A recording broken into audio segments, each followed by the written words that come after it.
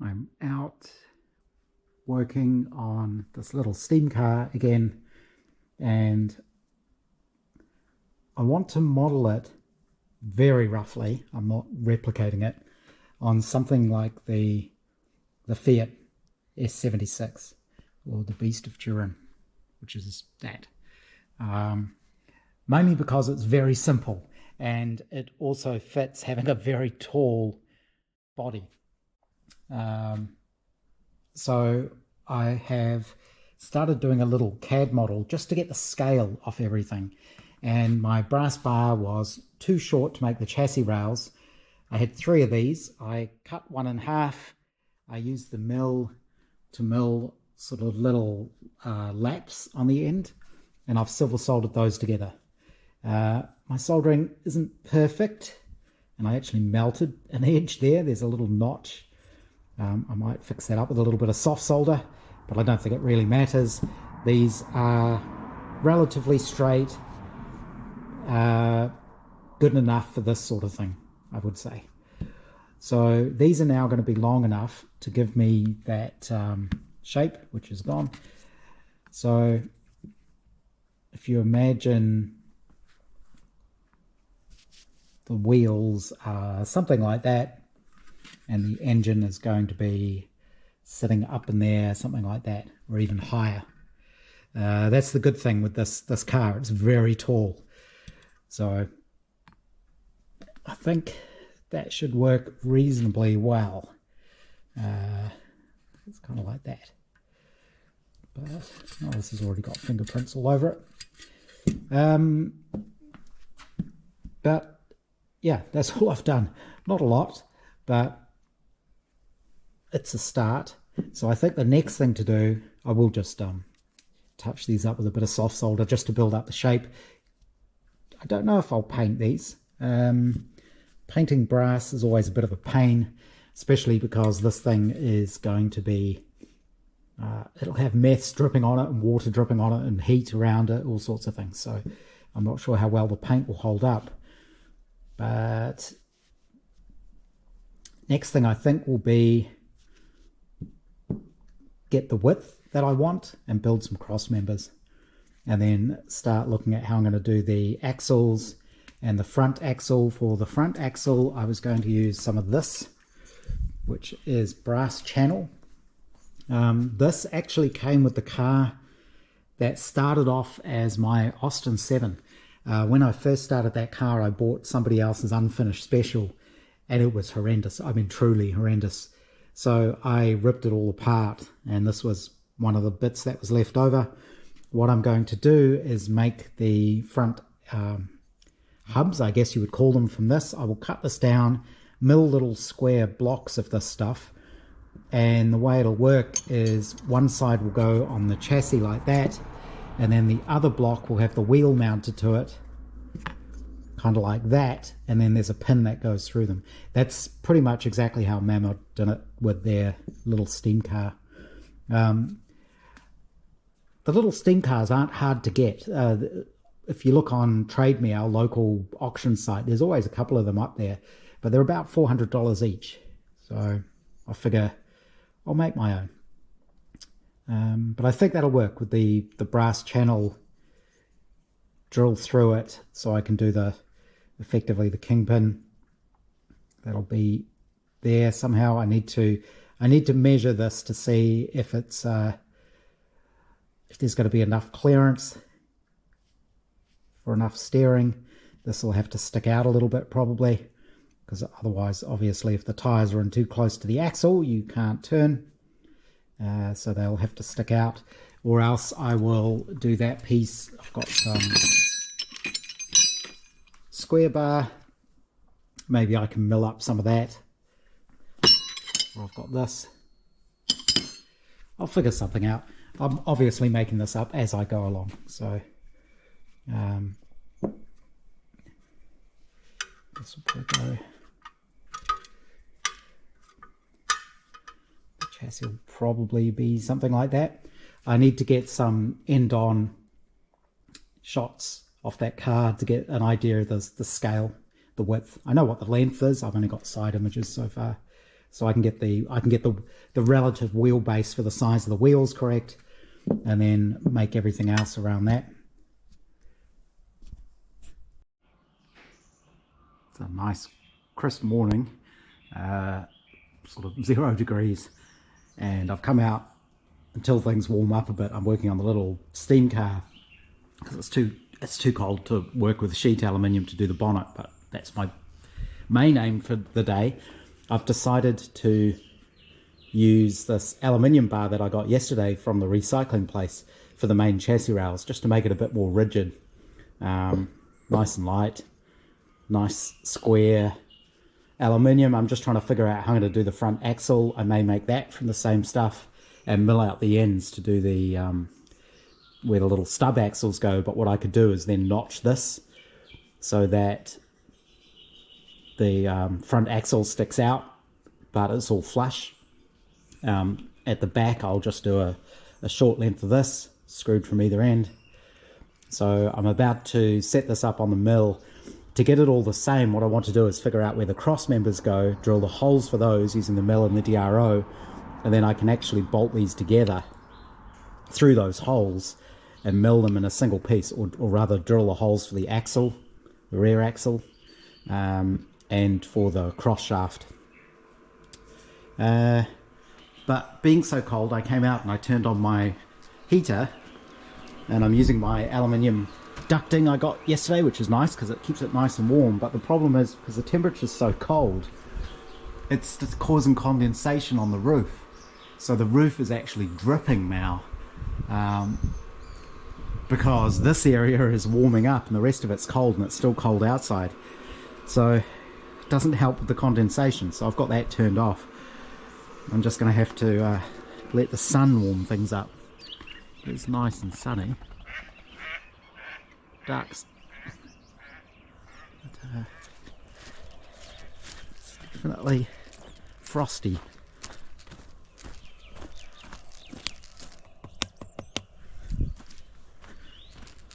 This one is copper, so this freezes. There we go. Not too thick. Get some nice ice crystals in there. It's kind of neat.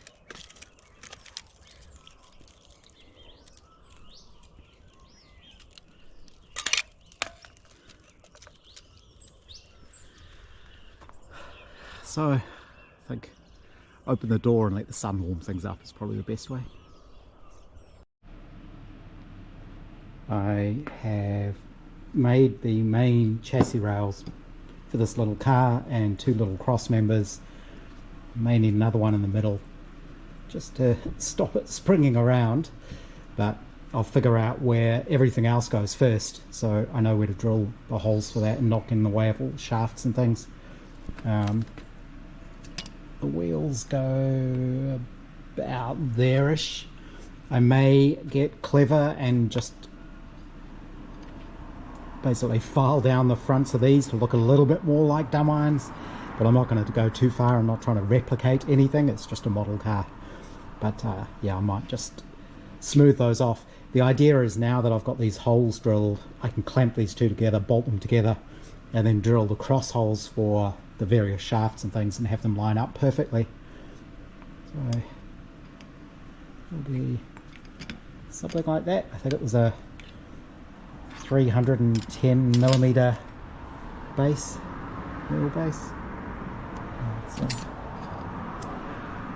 something on those lines, and the engine sits somewhere about there, maybe a little bit forward, but the rails are 80mm apart. This is 60mm wide.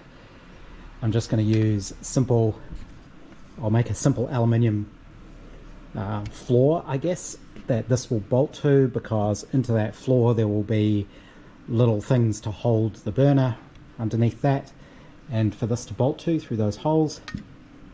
There will be a cross shaft because I need to get the power from the little engine, which will be on the outside somewhere here, I'm not sure where,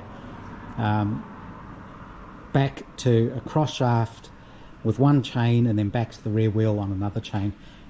The ratio needs to be, I think it's about 10 to 1 from the engine to the rear wheel, but figure that out by trial and error.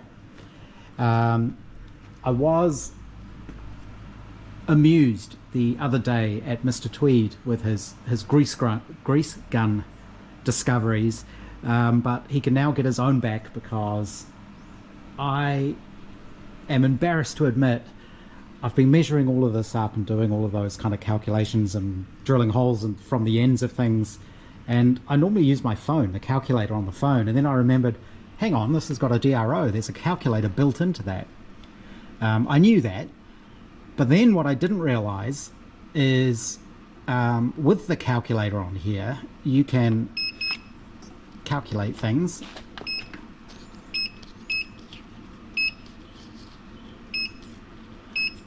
and then put those numbers into your XY coordinates.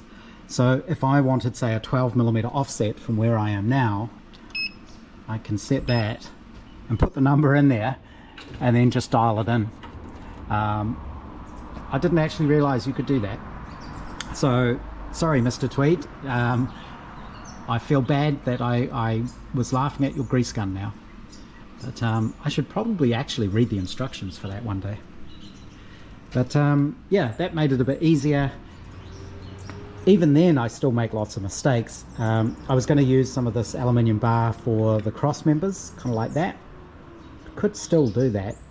The problem is, it took me 3 attempts to make one of these, because the first one I made too short, because I just input the wrong numbers. The second one, I drilled the hole in the end too big.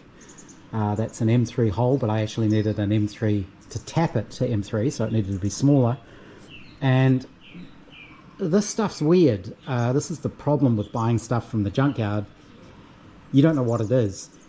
I did wonder about this when I was cutting it on the bandsaw. It was really slow to cut. It's very gummy. And then drilling the holes and tapping the holes also wasn't great. And then the first time I put a brass screw into it, it just jammed up and sheared the screw off. So I have no idea what sort of aluminium this is, but it's not very good, or it's not very good for machining at least. So that's why I'm just stuck to simple through holes on this. I'll do the same for the middle cross member. I'm going to use another little piece of brass somewhere in there. I might actually make that while I've got everything set up on the lathe, but it's coming along. Eventually the idea is there'll be an aluminium shell body that fits over it, because I think that'll be an interesting little piece of aluminium to try and make. Something's beeping. Dehumidifier. But I'm going to go in for a cup of coffee and breakfast now, and then come out and put this aside, get back onto the Riley. This is the third cross member. It's just hex brass screws. I will clean all of this up, of course. I'm not going to polish it necessarily, but I'll get all the grime off it.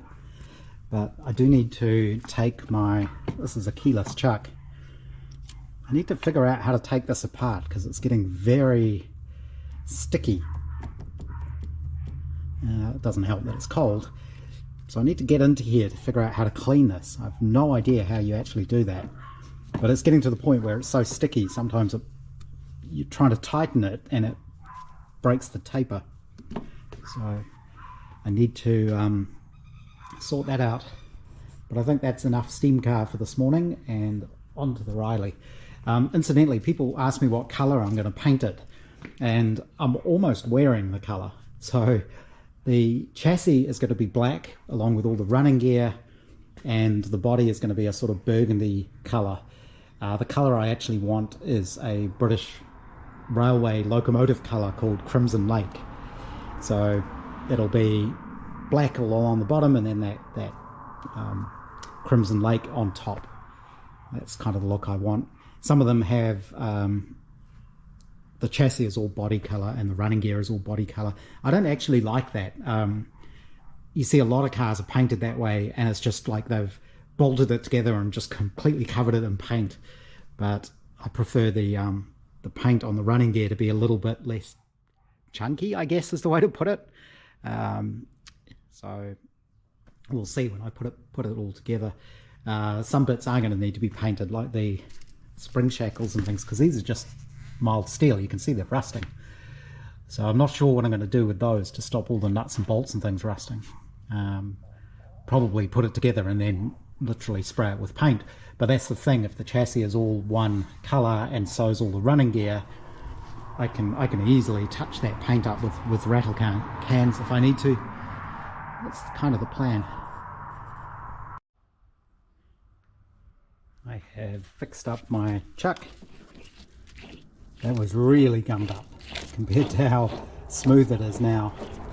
I just took it apart. You take this ring off, and then there's a kind of screwed on end piece with a couple of holes for a tool to undo it. I just knocked it off with a drift, unwound it, and then inside here there's a bunch of loose bearings, about 1/8 diameter bearings, ball bearings, and I didn't go as far as getting the jaws out. I couldn't figure out exactly how you do that, and I didn't want to mix up the order or force them, but I was able to clean it all out. I know they say you shouldn't, but I still find the best thing for doing that is just straight petrol. It just dissolves all the grease instantly and then dries instantly and doesn't leave any residue behind. That's why I'm wearing gloves, though. Obviously don't smoke while you're doing it. But that cleaned it up beautifully, and then I just used a bit of moly grease. It was grease that was in there in the first place. Remember, this isn't spinning, so this is spinning, this stays stationary, so it's not like the grease is going to get flung out. So I think that should be good. So that's all fixed. Onto the Riley.